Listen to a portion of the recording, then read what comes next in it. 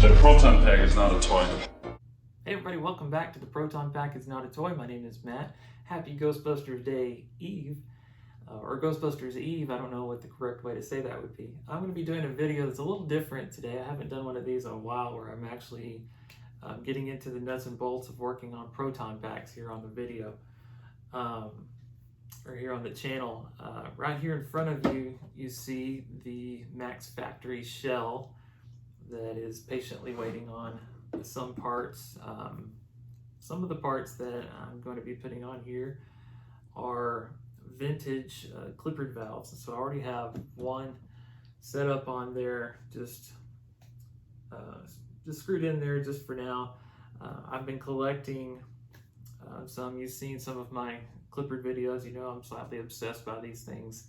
At this point, I've collected 3 vintage Clippard R701 valves, and up until this point I only had one R331 valve, and then I bought another one, and you'll see why here in a minute.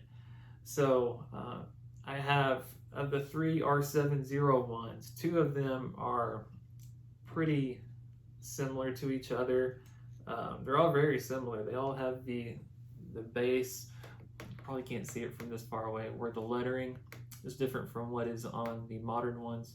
It's tighter in the font. It has the these flathead screws on the sides, and then the beveling on the edge of the caps, and as well there is writing here on the top of the R701s, and then the writing on this one shows that it to be more of the older vintage style. So I have one here on the pack already, and then I'll have one of these that matches it pretty well. The only real difference I'm really noticing looking at these is there's a hole for the set screw on the side here, and then the lines that go down. The one on this one, it does not, it almost goes halfway down where the hole is, and this one seems to go all the way to right at the halfway point, if not just a little further, and that's the same as this one on here. So this will be the one that I use on my thrower. Why am I using 2 R701s? Because that's the way it is on the Spengler Hero, and that's what this pack is going to be really inspired by when I'm done with it, is really geared toward a new version of the Spengler Hero pack in 1984 in Ghostbusters 1. So got that one on there already. I'm going to put this one aside so I don't accidentally put it on my other pack today. And so this R701 is going to go on my Proton pack here. And then again, I was talking about my 331s, R331s. You'll notice the details on these is the bump right here in the middle that really stands out in pictures. It really catches the light and leaves a good shadow. This is a newer one though, and even though it has the older font style here, it's still not as old as some of these R701s. It's got Phillips head screws on the sides, and it's got more of a brushed metal finish. I don't know if you can kind of see the way it catches the light, different from, yeah, you can really tell the difference there. So I wanted to get one that wasn't that different in the way that it had finished. So I went to eBay again. I found this one. It appears, it may be new old stock. It came with a box that was in good shape. It says delay valve R331 right there. Paid like 40 bucks for it, so it was a good price. Took it out, and it does have the older screws. It has the older font style still on the front. Nice beveling on the edge at the top and right here on the top of the valve itself, not just the cap. So this is the one that's got more of the brushed metal finish, and then this is the one that I believe to be more older and more accurate. So this is the one I'm going to use. which means this one's available if any of you guys want this one.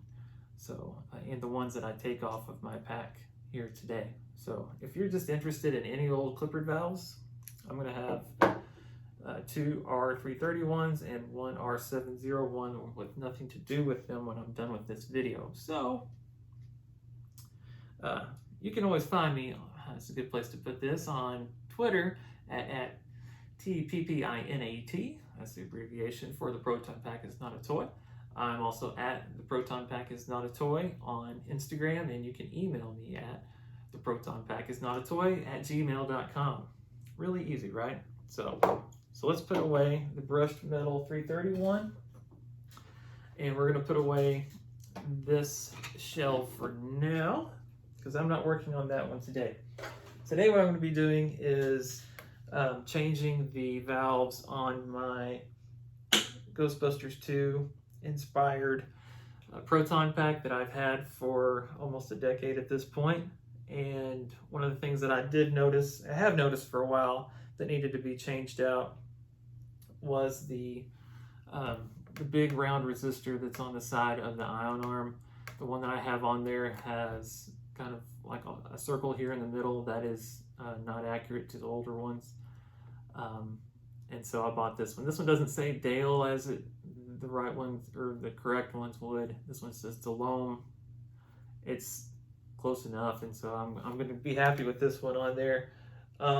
So I'm going to have to open up not only my shell here to get my ion arm off, I'm also going to have to open up my thrower to take off the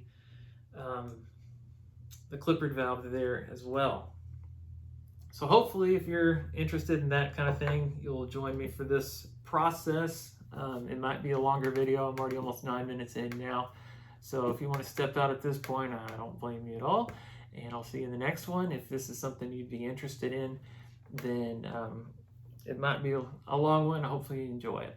I'm at a crossroads really with this Proton Pack. I've really used the Spengler in a lot of ways, the Spengler Hero, for some of the details when you do have to make a decision about certain things. My long and short resistors on the side of the ion arm, I bought those to be consistent with the Spengler Hero.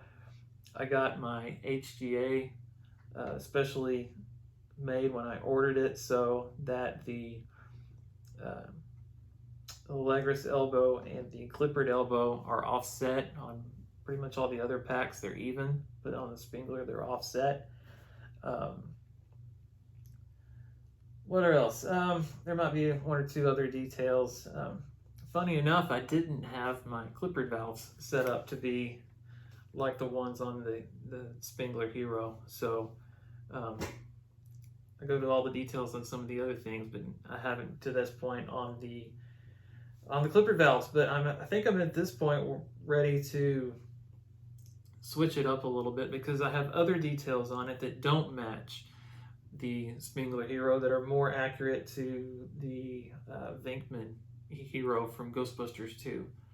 Now that was the pack that was used to mold and create the Cinema Hero packs for Ghostbusters 2, so it has some special differences. So I'm not going to try to 100% replicate the Venkman from Ghostbusters 2, but things I have on my pack, like on the ion arm, the Venkman and the Zedmore have the Clippard elbow here, the hex elbow on the top of the ion arm and not on the ion arm end cap.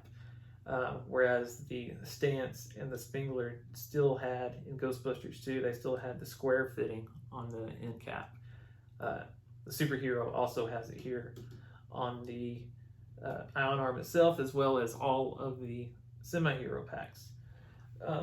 So that being a detail of the Venkman was something that's kind of making me think to kind of go that direction. I'll probably have to change out some of the long and short resistors because at this point I haven't got into the process of looking into the research on that. I know what they are if I look it up, but I haven't bought those yet. I may end up swapping these long and short resistors that are on this pack onto the Spengler Hero that I am building once the Max Factory Ion Arm does come out. So with that being the case, I'm going to put the R701 and the R331, the vintage ones, on this pack in the same orientation that they are on the Venkman Hero from Ghostbusters 2, as it sits now.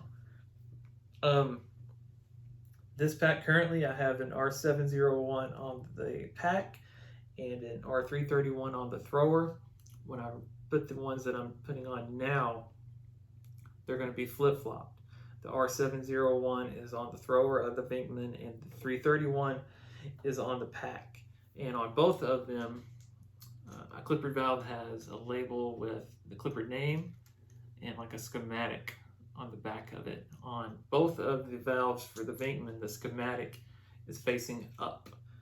So that's an easy way for me to remember it. Also, I was looking real closely. I don't think these grommets that come on the bottom of the valves were actually used when they put them on the packs. And so I'm going to take them off for now. If I do find out, if one of you guys knows for sure that they were on there, or for some reason I decide to change them, it won't be that big of a deal to change it. So enough talking, let me switch gears and bring my thrower up here.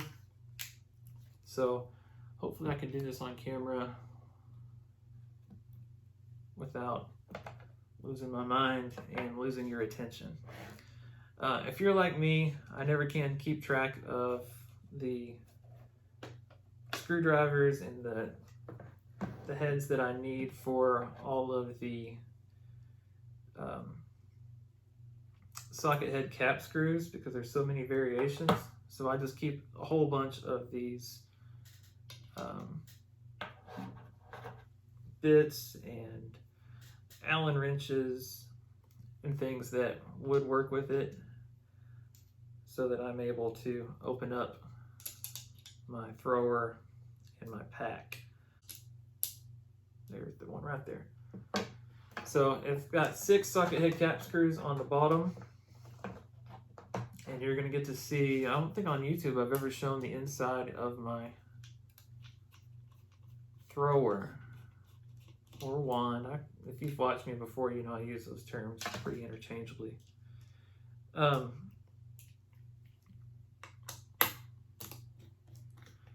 So you're going to see in here, I don't have a pop mechanism inside my thrower. I've never been able to get it to the point where I've really been confident enough to put one in there. And if it's a GB2 thrower, they don't use the pop mechanism in that movie anyway. So I'm okay with it not working. The handle does kind of twist, but it's because I installed things incorrectly on there, and I ran the wires not exactly the way they were supposed to go through from the body itself into the flash bulb on the end of the thrower there. The blast lights come out, and if you do twist the handle, it'll actually cut my wires in half, which I've done a couple of times and then have to go back and reconnect them and put them back together. So I tried not to do that. I need to put like a screw or something that locks it together. Anyway, so I've got the plate unscrewed. I'm going to take this off, and it's going to be crude in here. I did not make this to be accurate to what you see on the inside of a thrower, of a real screen used thrower. Most of the details I pay attention to are to the exterior of it. I know some people are so detailed that they try to get even the interior that nobody even sees right. I'm not one of those people. So I'm not offended if you are one of those people, but just don't look in here and think, well, he's not even paying attention. That's not the way it's supposed to look. I didn't care. This is not something that I've tried to get right. On the inside here where I do have the screws, I put some electric tape on the bottom there, just to keep the metal screw heads from coming into contact with anything. I get nervous about wires and touching metal parts and any of the leads being shorted out. So just to be careful there, that's what I've done. On the side here, I'll hold this up a little closer. This is my electronics board where everything plugs in, where all the wires go in. I have this attached to a piece of cardboard from some tape or something that I bought, just some trash cardboard that I had. And I have that Velcroed to the side over here so it doesn't bounce around inside my thrower. And again, so that nothing on this side of it touches anything metal. This is an aluminum thrower. I got this thrower from Freaky Geeky in around 2013, 2014, somewhere around there. This was a reject thrower because the nub was supposedly a little bit off center where it should have been. I can't tell the difference, and I got a good deal for it, so I'm thankful for that. But it's great having an aluminum thrower. It's just awesome. One thing I might try to do while I'm in here is tighten this up a little bit. My trigger box and instrument bar likes to loosen up on me. It's not too bad right now. I might need to open it up. First off, we're going to take off this Clippard valve. So reason I'm opening it up for that, because you'd think, oh, we'll just unscrew it. Well, I believe I've got some nuts on the opposite side of it, so I need a way to get to that so that I can take those off. So the ones that I do have on here are the Phillips heads. So if you're not familiar with building a pack, or if you kind of, sometimes, I know I still miss little details. One of the little details from the Clippard valves is the little Resistor screws that come with the valves themselves. Only the ones on the throwers keep those screws. For all the packs, I believe all the packs, they have socket head cap screws holding the Clippard valves to the packs themselves. All right, I got one of them out. The other one's giving me a little trouble. Let me give it a little friction here. On some of these parts that I put on over 8 to 10 years ago, maybe not that far, 7 or 8 years ago, sometimes you monkey around with stuff just to make sure that you get it to stay, because you expect it to stay forever. And then when you realize something isn't right and you need to change it, and it makes it hard. You made it hard on yourself years ago. And that's where I'm getting with this.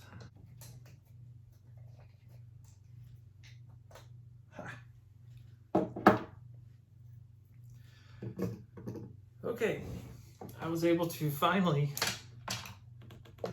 get that screw out with the help of, I had to get my socket set.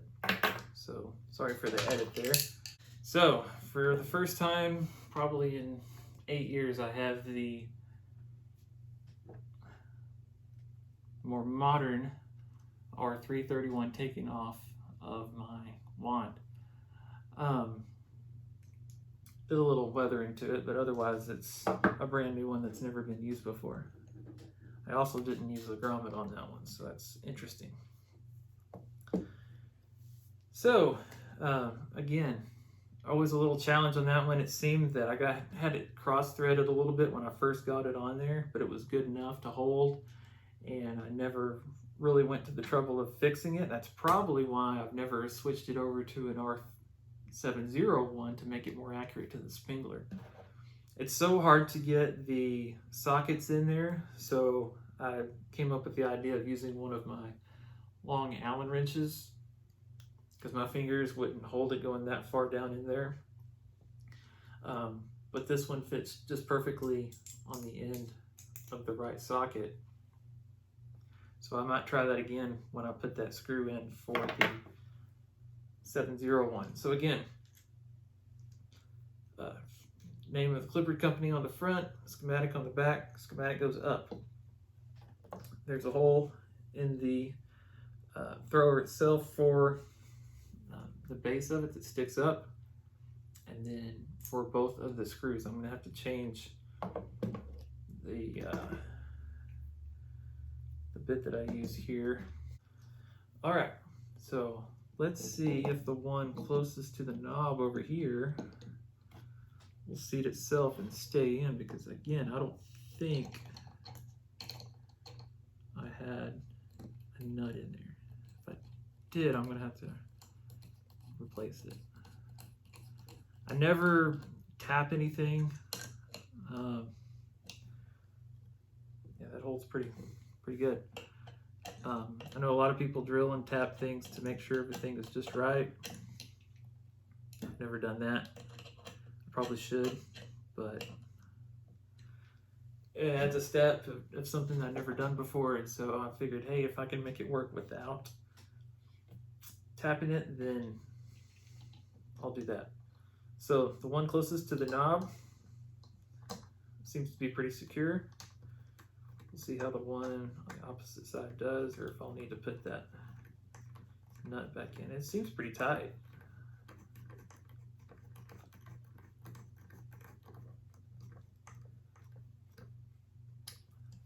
So I just don't want that to come loose. But man, I think that might be fine without the nut on there.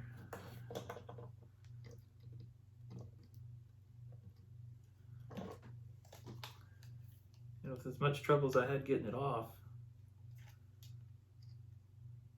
I might just leave it like that.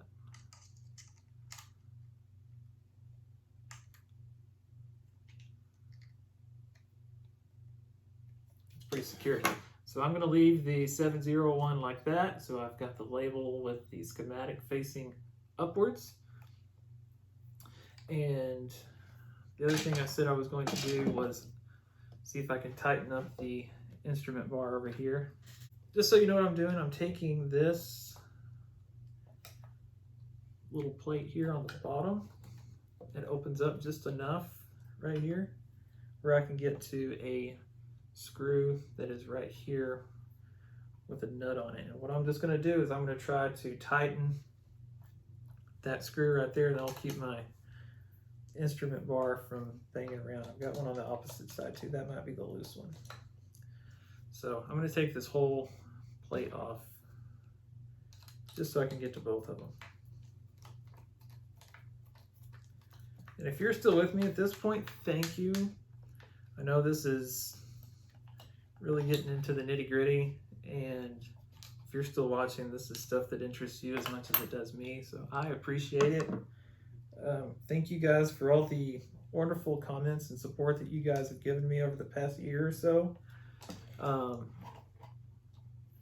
Like I said, I'm no expert, but some of you guys do treat me like I am, and I do appreciate that. I'm just a hobbyist just like you guys are. This is stuff that interests me, and I think it's fun, and I hope you guys do as well. I know that you guys that are building your own packs,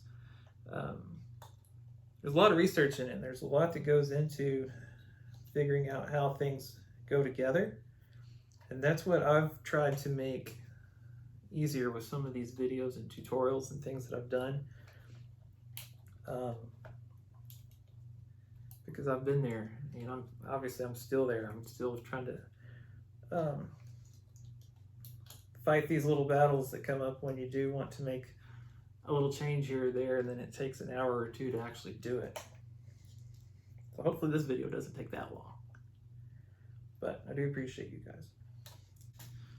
Okay, what I decided to do is take the nut and the screw out, at least one of them, and I'm going to flip them around the opposite direction, so if I see if I can tighten it better with the nut on the inside.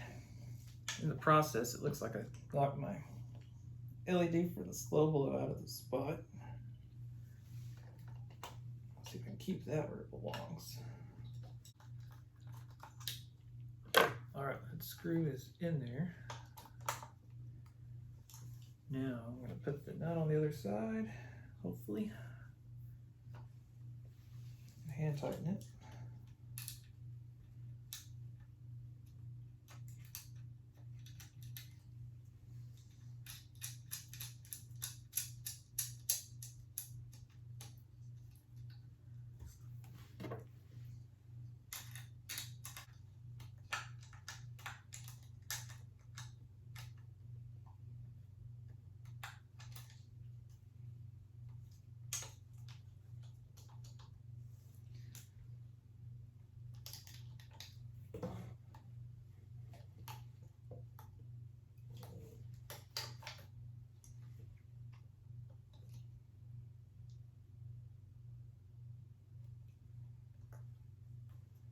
There.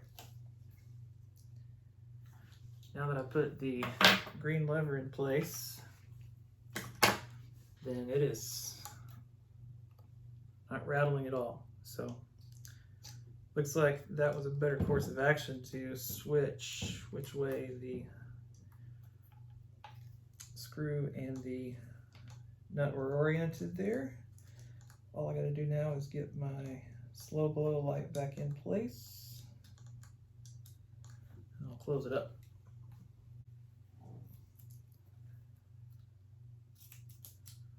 Got some of the super glue tape I'm gonna use.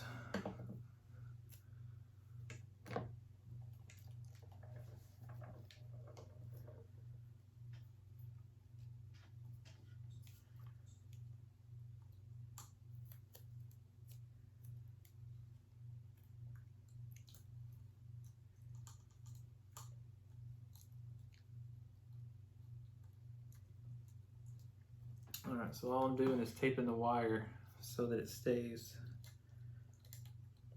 roughly the right spot.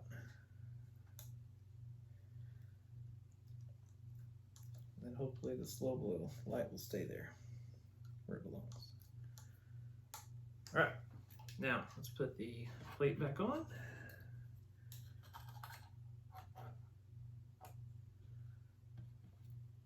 See if I can remember which.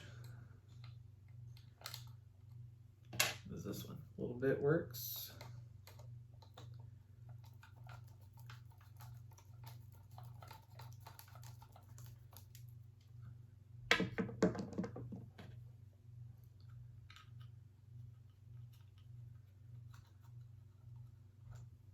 Remember when I built this kit, the hardest thing to do was to run the wires into that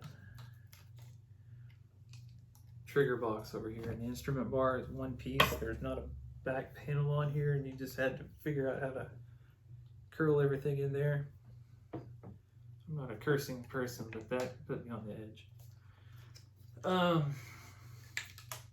Took a lot of the rattle out when I tightened up that instrument bar, so figuring that that's gonna make a big difference in just the feel of my wand not feeling as brittle or shaky. So that's cool. Now, I always have to pay attention when I put this back on that I don't put it on the wrong way. So if I'm gonna hang it from my belt, I want the S-hook hanging at the top. So the S-hook goes down here by the rear handle. Now, I'm gonna put these socket head cap screws in a kind of a crisscross manner, and then tighten them all down. Last one.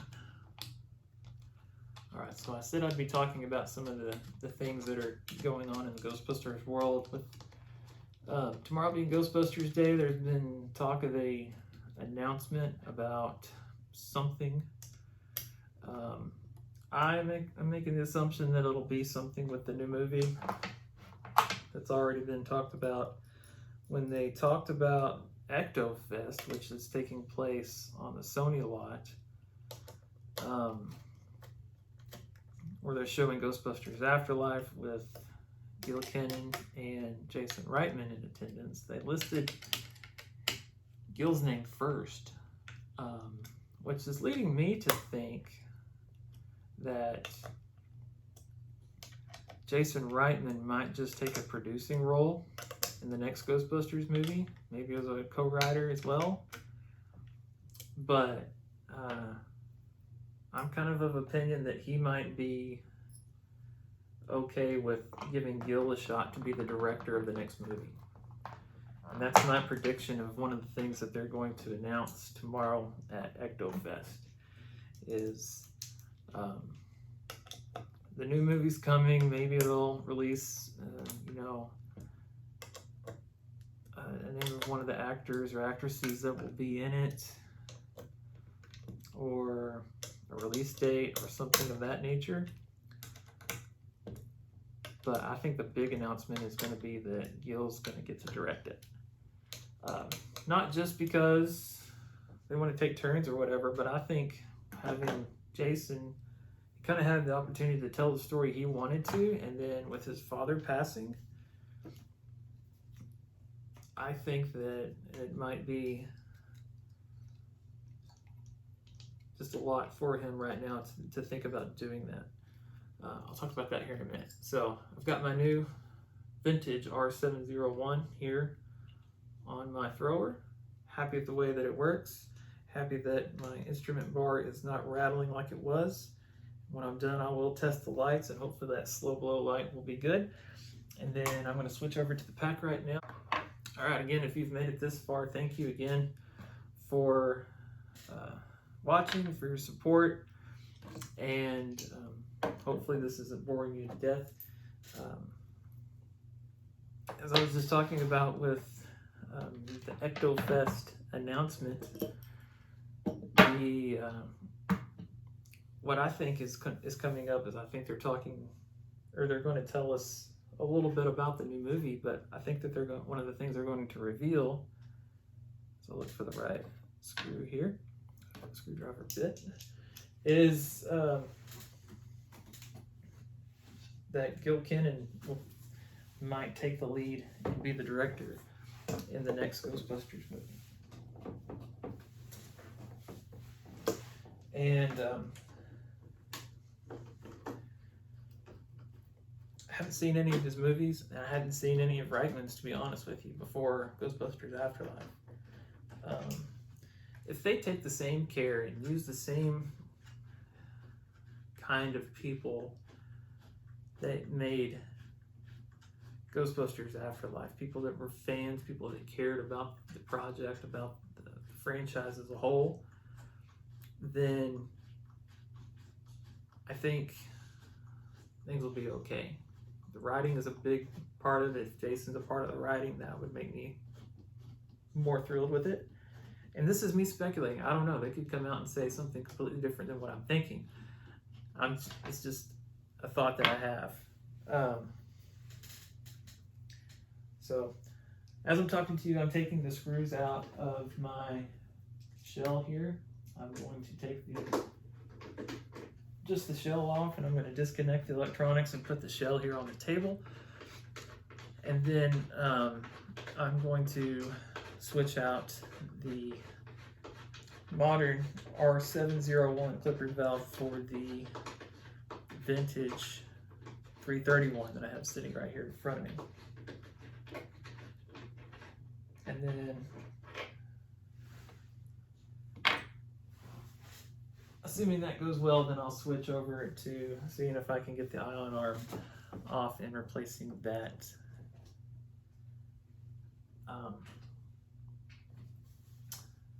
resistor. Okay, so I got the shell taken off. And again, if you're able to see my interior of my pack, again, I don't care about accuracy to what they really look like on the inside. Mine is good enough. It gets the job done. It's functional. So here's my shell in front of me. All I have to do is unplug the power cell lights and I believe it's connected to the cyclotron lights as well, and yes it is. And so that's unplugged, and so I can just take this whole shell off without having to mess with the frame over there in the motherboard. So again, this one, like I said, on the pack it uses socket head cap screws to hold on to the Clippard valve on either side. And then I do have a couple of nuts on the opposite side over here. So I'm going to first start. This is what the back looks like, by the way. I have Dixie cups on the back side of my cyclotron lenses there because that works. It does the trick. So I have little nuts and washers on the back side here of my shell. This was a shell that was produced by Vinky. There's this guy named Neil Ward out of Arizona.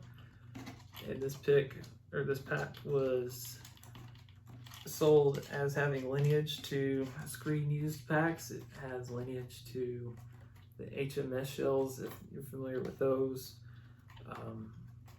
Basically a stunt pack that was thrown away was put back together and then used to create a shell and reworked into basically what is sold.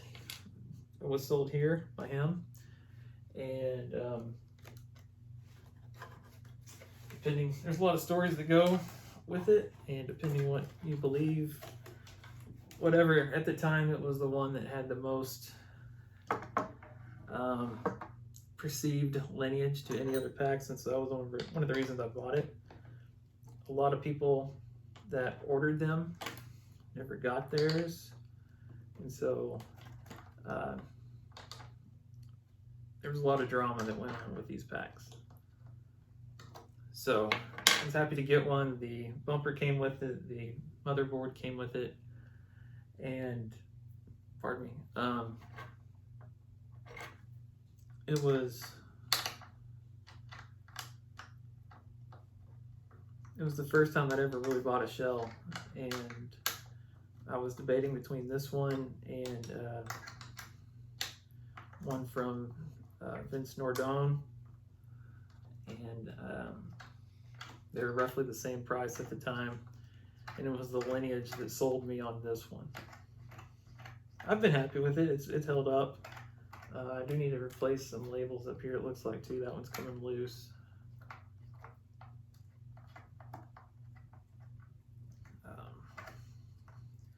But I've done a lot of tinkering with it, like I'm doing today. I haven't done them all on videos, but there's been a lot of work that has gone into making things more accurate,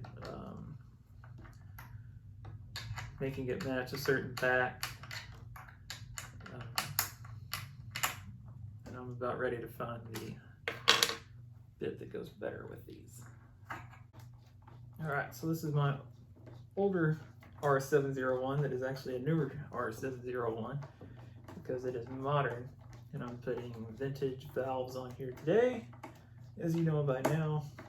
Some of the things I want to change on here, besides this, I want to get the smaller little parts that come out of the Clippard elbows, the little barbs. I believe the ones that have been sold in the past have been a little bit too big.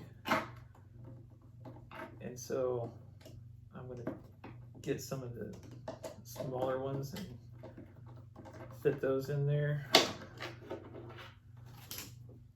There. Hope I'm not scratching it too much, but if I do, it's weathering, right? So, taking off the 701, 331 is going on. And like I said, you have to take out the screws that come with the valves because they're not long enough. They don't seat very well. You can see right there that doesn't give a whole lot of grip. If you were to put it on there, you can't really put a nut on the back side of it. So I'm sure that's why they changed those out in production. Hopefully this fits. I'm might be a little bit of pushing I gotta do here, line things up.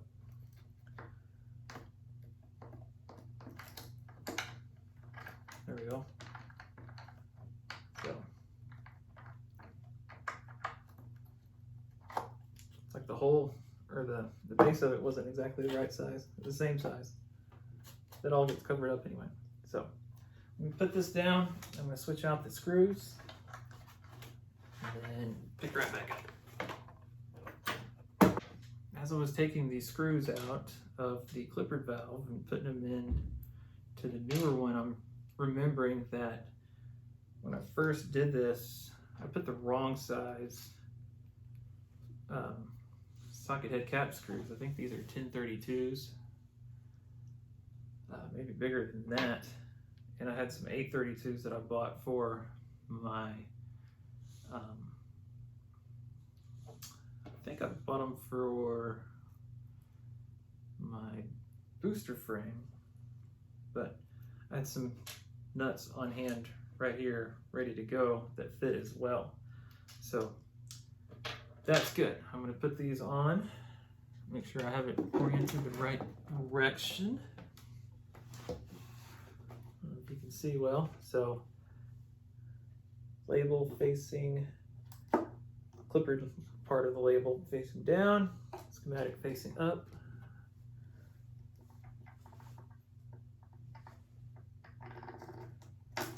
Thread the socket head cap screws all the way through. This is easier when you're not trying to show somebody else. But I'm glad you're watching if you're watching. Again, my holes might not line up exactly because I'm turning my Clippard valve around and I'm using a different one. If that's the case, that's okay.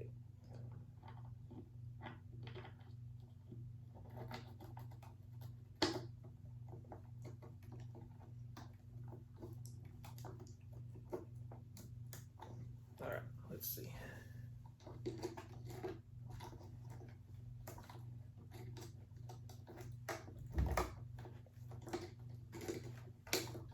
All right, put it all the way down there. I already took the grommet off, just remembering that part of it. All right.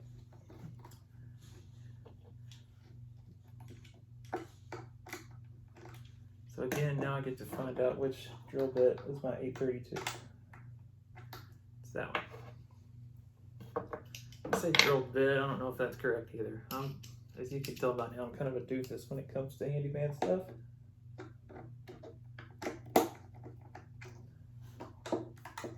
But I'm going to tighten these socket head cap screws all the way down and just tighten it from the back.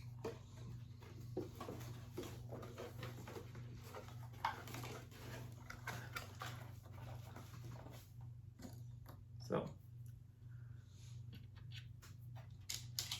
washers are a little bit big, but I'm okay with that.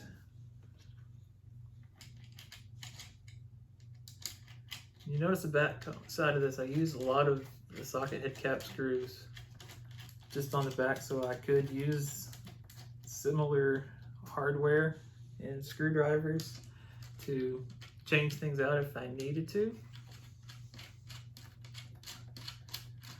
which comes in handy to an extent until you forget which one's which. Again, I just need to make just a list and just have them on hand of the right ones.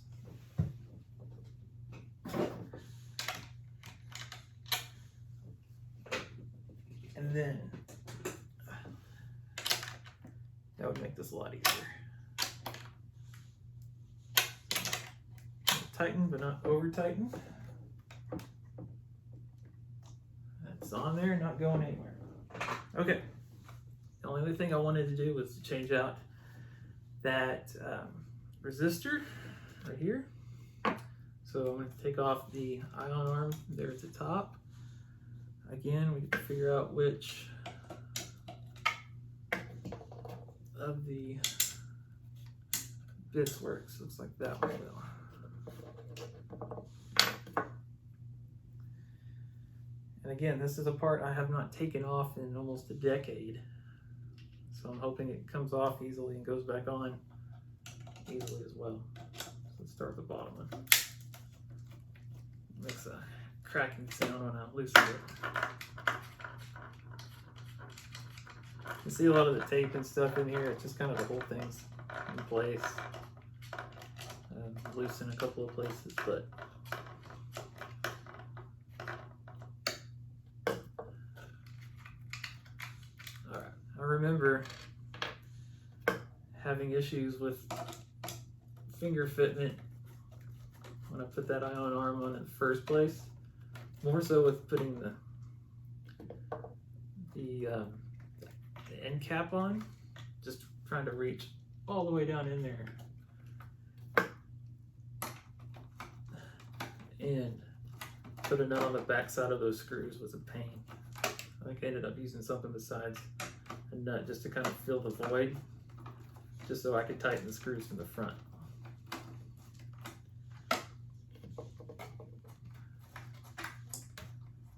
But you do what you gotta do.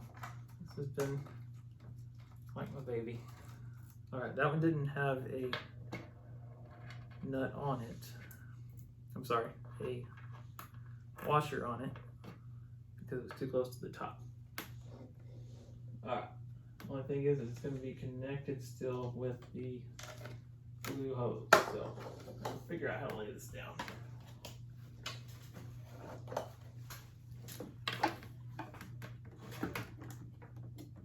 On the Venkman one, there's a lot of globbed up, dried up glue where this resistor hangs out because it just looks like glued it from the outside.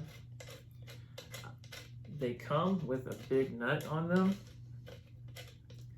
Sometimes you'll see packs with the nut on the outside.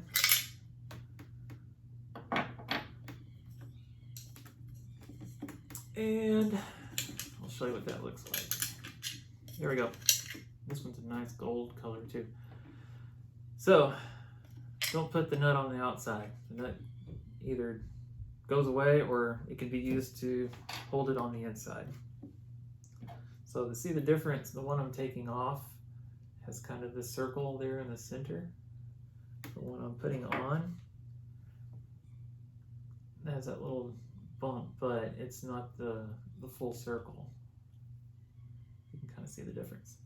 So taking the old one, which did say Dale on it, and putting the loam version that I have. I bought this from GB HQ Parts Depot, which is a long name, but you can find them on Etsy and on eBay. And it gets a lot of notoriety on the Black Firehouse podcast as well. So I've been happy with what I bought so far. I did buy a couple of the long and short resistors too that would match with the Spengler, and now I'm thinking I need to buy some that would match with the Venkman if I'm going to be doing Venkman type things with this here pack. Let's figure out the easiest way for me to put this on.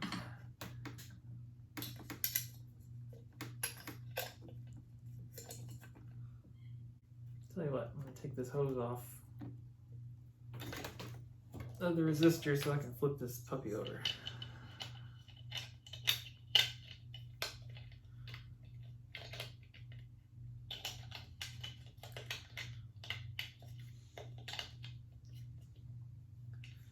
You can see how big fingers fitting in tight spaces is just a part of this process.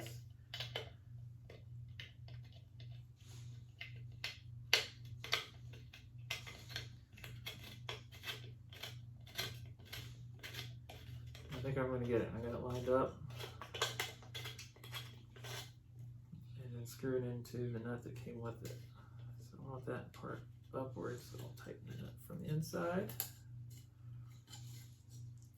And double check your reference pictures on the angles of the ribs on these, depending on which pack you're building. They do move around and have turned on some of them. And like I said, some of them have glue globs kind of characteristic to them. But I'm just going for the horizontal look right now without the glue. I might change that eventually. But to this point, that's probably been the easiest change I've made to this so far. So I'm going to put it back on the shell and then I'll reconnect the blue hose. So let's get the old resistor out of the way. Again, this is extra for me now, so if this is something you're interested in, hit me up. I'm not willing to sell things often, but some of these parts I'm willing to let go now. Just because I don't have a real need for them. A lot of the stuff I'm going to have for my Max Factory pack will come with the parts, and so I really don't need to save resistors and hardware and things of that nature. So, put this one on first. Get that lined up. And one thing you'll notice, I don't have the part that connects the ion arm to the booster tube. There's no ugly weld or cross brace or anything there, so that's one of my packing accuracies to this point. That for this actual change that I'm making came in handy because I didn't have to take off the whole assembly with the booster tube. I'll take off with the ion arm. So it'd be wonderful if you could just kind of get a kit that built everything just right, and if we knew everything from the get-go just right. But we make new discoveries, we find out things, some people make better parts. Sometimes we're cheap like I was, and then you want to upgrade to parts that are more correct, that might have been a little more expensive when you first started building. And that's where I was. And so going back and changing to some of these things,